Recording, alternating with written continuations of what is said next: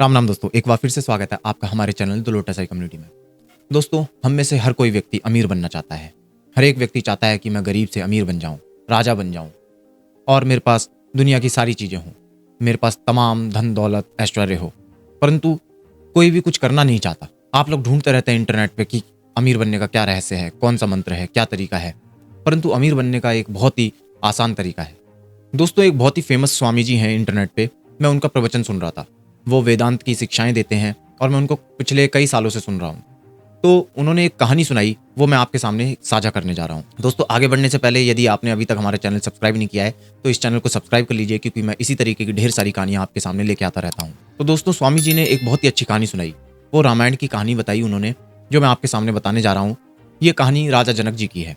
जी हाँ, राजा जनक जी वही जो माता सीता जी के पिता हैं। तो दोस्तों, होता क्या है, एक ऋषि आते हैं राजा जनक जी के पास और उनसे एक सवाल पूछते हैं कि राजा जनक जी, आपके पास तो सब कुछ है, जो कुछ एक व्यक्ति अपने जीवन में अपेक्षा रख सकता है वो सब कुछ आपके पास है।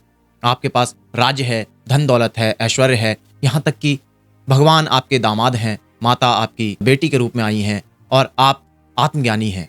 जिस आत्मज्ञान को प्राप्त करने के लिए लोग अपने राज्य पाठ सब कुछ छोड़ के चले जाते हैं और जंगलों में कई सालों तक तपस्या करते हैं, कई वर्षों तक तपस्या करते हैं, तब उनको आत्मज्ञान प्राप्त होता है। और वो आपको ऐसे ही प्राप्त हुआ है। आपके पास ये सब कुछ किस तरीके से प्राप्त हुआ है? कहा जाता है कि जो अमीर होता है उसका शकल सूरत अच्छी नहीं होती। किसी को शकल सूरत अगर भगवान ने दे दिया है तो उसके पास सामर्थ्य नहीं है, किसी के पास कुछ है तो किसी के पास कुछ नहीं है। यानी हर व्यक्ति के पास सब कुछ नहीं हो सकता। परंतु राजा जनक जी, आपके पास तो सब कुछ है। आप सुंदर भी हैं, आपका हष्ट-पुष्ट शरीर है, आप क्षत्रिय हैं, ताकत में आपकी कमी नहीं है, आप धन दौलत से भरे पड़े हैं, आपके पास आत्मज्ञान है, भगवान आपके दामाद हैं, माता आपकी बेटी हैं। तो इस तरीके से आपको किस तरीके से सब कुछ मिला है? आपका ऐसा कौन सा पुण्य था? राजा जनक जी सोचने लगे कि हाँ, बात तो सच है, मेरे पास इस तरीके से सब कुछ कैसे मिला, लेकिन अभी मुझे इसका जवाब नहीं पता। मैं भगवान से इसका जवाब पूछूंगा। तो वो उन्होंने क्या किया, शाम को संध्या वंदन किया और भगवान से प्रार्थना की कि भगवान, मुझे इस चीज का जवाब चाहिए कि मेरे पास सब कुछ कैसे है। हर व्यक्ति को सब कुछ नहीं मिलता, लेकिन मेरे पास सब कुछ प्राप्त है। तो भगवान राजा जनक जी के सामने उपस्थित हुए और बोले, राजा मेरी बात सुनो, कल सुबह जब जैसे ही सूरज निकले उससे पहले ही तुम भोर में उठ के चल देना और पश्चिम दिशा की तरफ निकलना। पश्चिम दिशा पे चलते रहना, पैदल चलते रहना और कहीं रुकना नहीं। जब शाम होने वाली होगी तब तुम्हें एक पीपल का वृक्ष दिखाई देगा।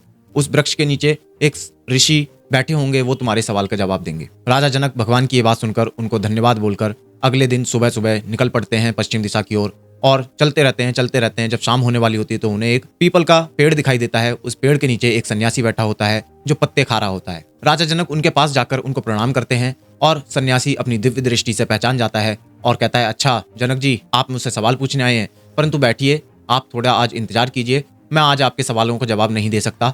आपको मैं तरीका बता सकता हूँ कि आपके जो सवाल का जवाब है वो कौन दे सकता है।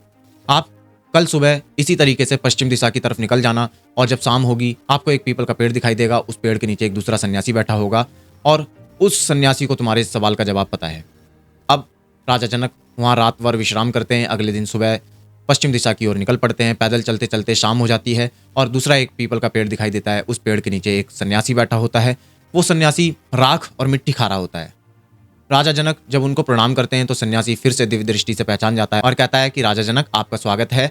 आप सवाल पूछने आए हैं। वो सवाल का जवाब तो मैं नहीं दे सकता, लेकिन आपको तरीका बता सकता हूँ कि आपके सवाल का जवाब कहाँ मिलेगा और कौन बता सकता है। आप आज यहाँ विश्राम कीजिए, कल सुबह निकल जाइएगा पश्चिम दिशा की तरफ और चलते चलते जब शाम होगी तो एक शहर दिखाई देगा, एक नगर दिखाई देगा। उस नगर में आपको एक नवजात शिशु उसी दिन पैदा हुआ पता चलेगा, तो उसके पास आपके सवालों का जवाब होगा। राजा जनक विश्राम करते हैं, अगले सुबह ही फिर से निकल पड़ते हैं और निकलकर पहुंचते हैं। जब शाम हो जाती है तो एक नगर पड़ता है। उस नगर में पूछते हैं कि किसके यहाँ पे नवजात शिशु पैदा हुआ है। तो पता चलता है आज के ही दिन एक शिशु पैदा हुआ है। तो उसके घर जाते हैं तो राजा जनक उसके परिवार वालों से कहते हैं कि मुझे इस लड़के से अकेले में बात करनी है।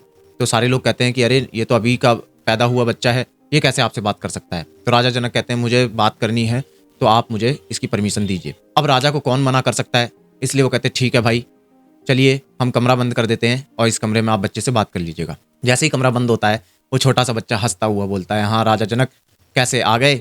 मुझे पता है तुम क्या सवाल पूछने आ रहे हो। आप पूछना चाहते हो कि किस प्रकार से आपको सब कुछ प्राप्त हुआ है और आपको मैं सारी बात बताने जा रहा हूँ। आपके पिछले जन्म की बात है। हम 4 भाई हुआ करते थे।